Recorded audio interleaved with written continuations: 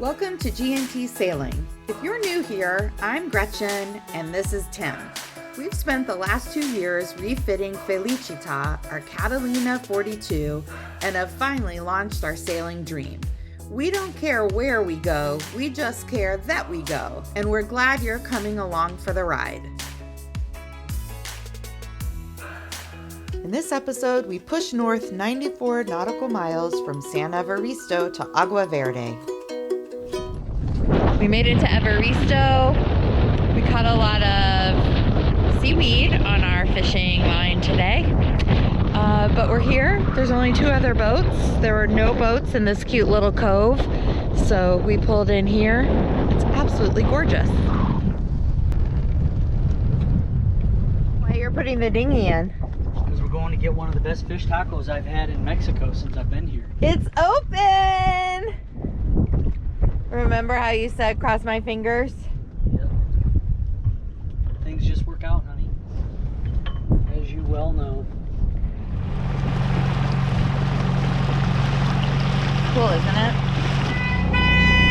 I always forget to turn the anchor alarm off.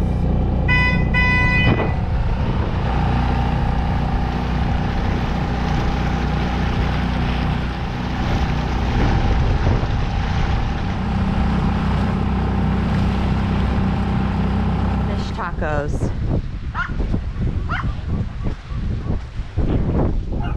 Who's your little friend?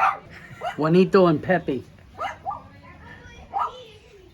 These are the ones, and then I'm sorry that in advance if people don't think so, but to me this is just a simple fish taco. It's battered and fried, excellent pico, and whatever that sauce is amazing. On homemade tortillas. Mm-hmm. Yeah. It's good stuff, man. One of the greatest things about sailing in the Sea of Cortez is that every anchorage is so different. Like the landscape, it's so mountainy here in Evaristo. It's just beautiful. That sunset behind the mountains, it's amazing. Yeah, it's just always so different everywhere we are. I love it. Don't miss the Sea of Cortez. Coffee is made. Tim is doing Wobbles. our morning engine check. What are you checking? I always just look around, see if there's any obvious oil leaks or water leaks or anything, and everything's good. You know, the diaper's nice and clean. Mm-hmm. I check the fluid of the coolant, tension of the belt. So we lost the battery. Tim just checked the oil, and what did you find? It's just a smidge low, so I just wanted to top it off.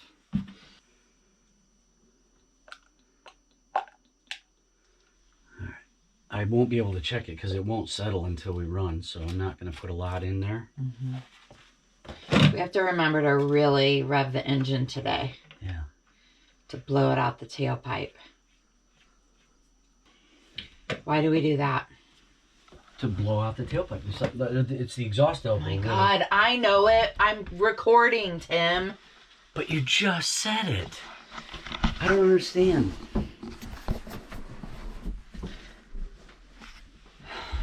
Because I know that I have to edit this in a specific way that makes sense. And so can you just go with me sometimes on some stuff? Okay.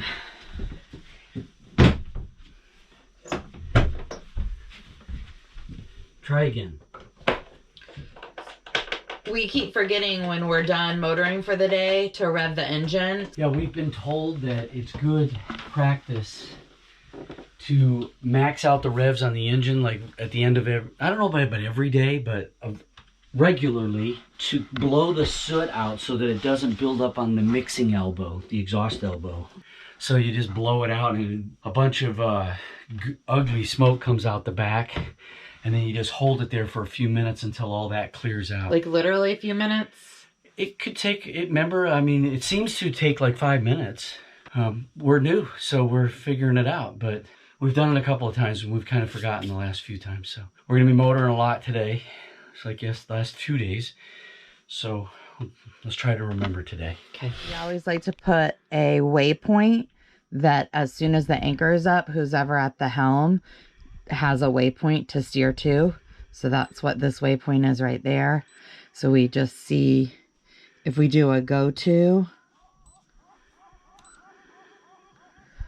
Then it tells us the course to steer is 143. Of course, that's going to change as we're bringing the anchor up, but that just is a good indicator of where to safely start steering to when leaving the anchorage.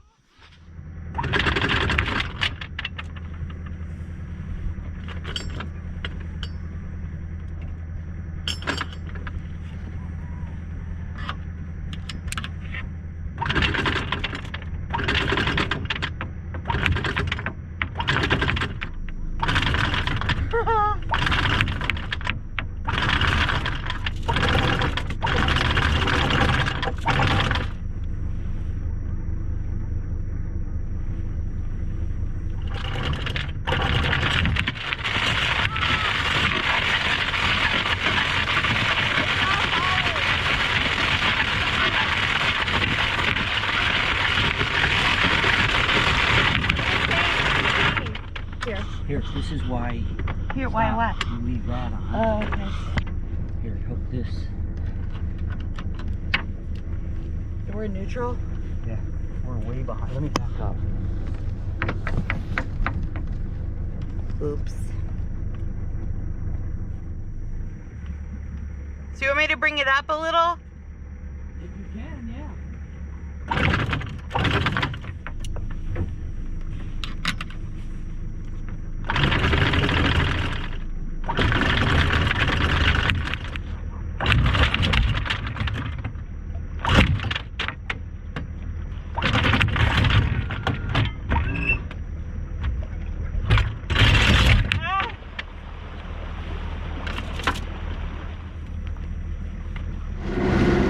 Well, that was a total shit show. Usually I drive onto and off of anchor and Tim does all the foredeck work, but sometimes we like to change it just because it's important for everybody to know how to do all the jobs. But I don't do that very often, so I didn't with this little jaw that basically stops the gypsy from reversing so that all the chain just runs out. So I didn't put that little lever in place, and so then when the chain slipped off the gypsy, it just started running and piling on the bottom again. Not a big deal, there was no boats around us and no wind and no current, but kind of a show. And the anchor had tons of seaweed on it, so that was partly I was going so slow because I was trying to clean the seaweed off. And then the swivel, when we bring the anchor up, it's like it just has to be like the perfect sweet spot for the anchor to twist around to sit in the anchor cradle, and I couldn't get it. So then Tim had to go do that. So yeah, hopefully I never have to bring up the anchor by myself because clearly I can't freaking do it. All right, so Tim got everything sorted out with the anchor, and now we are headed to Agua Verde today, which is an anchorage that I have been anticipating ever since I started reading about the Sea of Cortez. So that's fun. We were hoping to get all the way up here when my friend Hillary was on board, but we didn't quite make it. So today is kind of a cool day because we are going further north than we've ever been this season. So that's a fun milestone. And unfortunately, we're motoring all day, but fortunately, since we have to motor, the sea state is like glass. Check this out. I'm making my own lure instead of the ones that I bought. Hopefully this crimp will be strong enough. Yeah, all the several of the store-bought crimps have come away. So I bought all this expensive stuff in Mazatlan. Crimps and the crimper, hooks, heavy duty line, squid. The only thing I don't have that the book suggests is a bonito strip on there. But we gotta catch a bonito first. So there's that. Can you point this at me?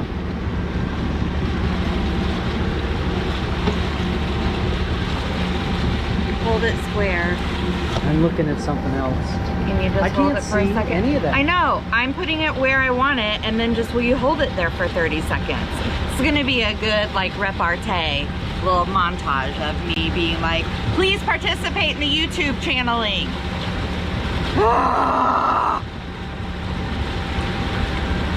Are you recording? Yeah, it's hard for me to be like that and then be like, hi everybody. I'll just do it. So a real exciting moment here on Felicita that I'd like to record. You're gonna post that? Probably. Okay, so exciting moment here. Right over my shoulder is the northernmost point that we've been so far this season. How's the fishing going? It's unbelievable, man, with these hand lines. I either lose a lure, I've lost several lures, so I've beefed up everything, crimped everything on. Then I catch a fish today that was so big, it flattened out the hook, stretched out the snap swivel, and just was gone. So I didn't lose anything, but I ruined it all. That's wiggling. That's just because of the lure. Who are you texting? Rob and Dawn. Rob. Do you miss your friends? They miss us. He sent us a note. You miss them? That's what I told them. Yes, I do. Because they don't yell at me as much as you do. They actually kind of like me. You don't think I like you? Most of the time you do, but you get so frustrated.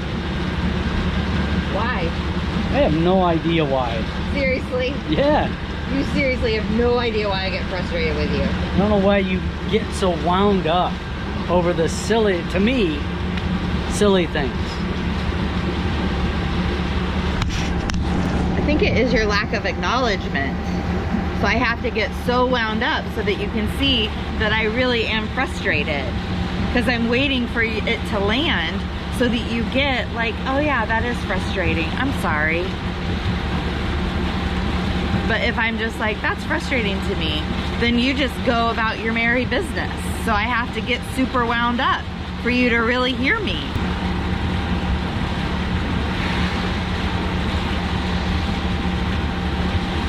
Sometimes it is really hard to be a sailor cruising couple. What are you doing? I'm bringing the lure in it, see if it's still there, see if it's dragging weeds, whatever, just checking it. Trying to stave off the boredom. Me too, that's why I'm shooting for YouTube today. A fun fact about Tim is that chips are his favorite snack. Crack cocaine weed. Oh yeah, and on this boat we left Mazatlan with 4 kind of smallish bags of chips. Best chips in the world though so far. These Mexican chips. They are the best. They're awesome. So I end up kind of hiding food a little bit, especially the good food, so that we don't just like eat it all in the first 48 hours after provisioning, and it totally drives Tim crazy. So this last bag, Tim wanted chips, so he took half the bag and split that out as mine. No, you suggested it, which it was a good suggestion, because otherwise, if I don't participate in the chip eating at the moment you want to eat chips, then I'm never going to have chips. So, you split out chips, you ate your half, and my half had been sitting down there. But what just happened? You split yours half with me. Because I'm a whiny little bitch today, bored out of my mind, caught a giant fish. It must have been a giant fish, because it straightened out the hook and straightened out the snap swivel and was gone. So, and I woke up on the wrong side of the bed today. I hope that Coca-Cola and So chips thank you. makes you feel better. This is a little comfort food, yeah. Food is life, man. And food has a huge impact on crew morale, which is also why I hide food, so that at moments like this I can pull it out and, you know, maybe lift the spirits of the people on board. Yay, chips. Yay, Gretchen. Aww. He loves me and I love him. We're arriving in Agua Verde, but it's a really neat little corner here. It's one boat in front of us. Her name's Viva. She was in the Baja Haha and is also a boat in the Panama Posse. I think we met them once in San Diego before we left on the Haha. But we just chatted with them on the radio, so maybe we'll connect with them. We have anchored in Agua Verde. It's very beautiful. The bugs are kind of annoying. These little black bugs are flying all around. It's pretty crowded, so we're sort of out on the edge, but we think we're in a good spot because the wind's gonna be out of the west, which is directly right over that rock face. The wind should back in just a little while. We'll swing around so we won't be 450 feet from rocks when the heavy wind is blowing later. And yeah, we were just super patient getting in here. Slow as pro. Slow as pro. Anchor cocktails. Yum. Tonight it is proper G&Ts here at G&T Sailing. Join us next time as we head ashore in Agua Verde and continue pressing north into the sea. Hey, thanks so much for watching. Be sure to subscribe so you catch all the episodes of our first season cruising in Mexico. And head over to Instagram for real-time updates. Check out our tracker and more details about our cruising life at gntsailing.com. We'll catch you next time. Mexico is Sexico.